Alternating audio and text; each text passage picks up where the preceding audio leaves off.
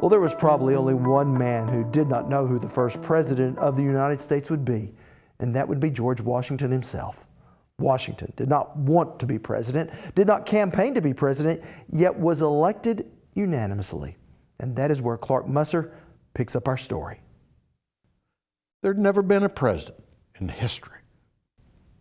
What does the president do? The Constitution really doesn't spell out much in the way of detail as to what a president does. George Washington created the office of the presidency. Washington's focus was threefold: cultivate respectability with nations abroad, stabilize the economy, and focus on expansion to the West. He believed that the future of the United States was not east across the Atlantic, but to the West.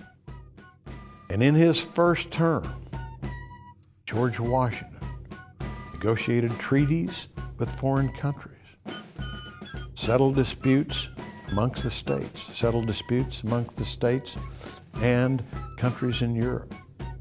He established a national bank, a single currency, the dollar, put together a plan for the repayment of that $80 million debt, and actually implemented the prepayment of that.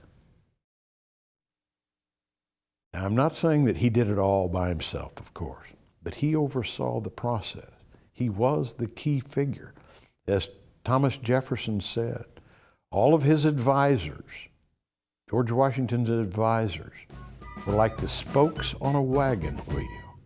We, including himself, we revolved around George Washington, who was the hub. By the end of his term, his efforts had been so successful that foreign investment money, particularly from England and Holland, was just pouring in. Our economy had stabilized in his first term. He writes to Madison, Hamilton. Hamilton was his Secretary of the Treasury.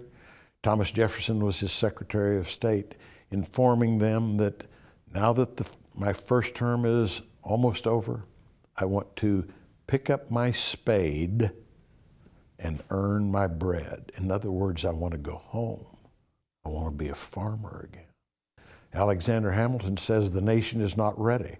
Without your unifying presence, we will disunite. Thomas Jefferson says it a bit more colorfully. He says, Mr. President,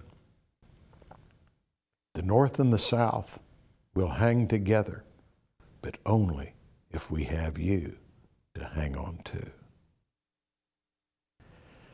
We can almost see him bowing his head as he says, I will serve another tour of duty.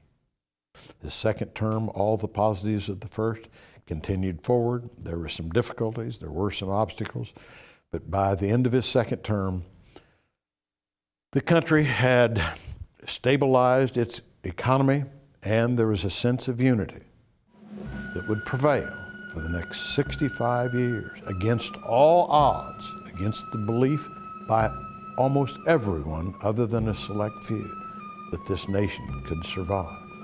65 years into the future, that was the outbreak of the Civil War.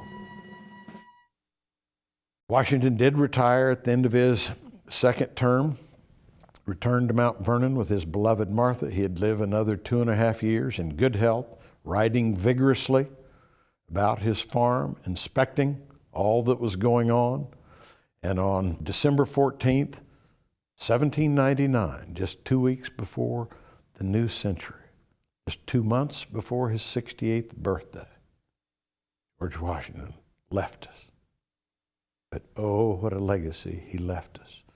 It was only through the strength of Washington's character and his sense of virtue that he kept this nation from descending into a monarchy or anarchy. When he relinquished power at the end of the war, he established two precedents. First, this nation would never be ruled by a king.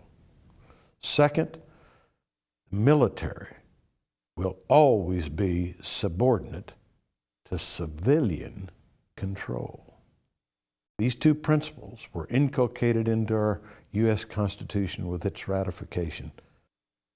Then with respect to the presidency, when Washington chose not to run for a third term, he was telling the people of the United States, he was telling the people of the world, and he was telling all future presidents, the President of the United States is not the ruler of the people. The President is merely their servant. Now, if you'd like to hear my entire conversation with Clark Musser on George Washington, I believe it'll be well worth your time. Musser is a masterful storyteller, and the hour I spent with him was one of my favorites. To see the entirety of our visit, just head over to okhorizon.com and look under our value-added section.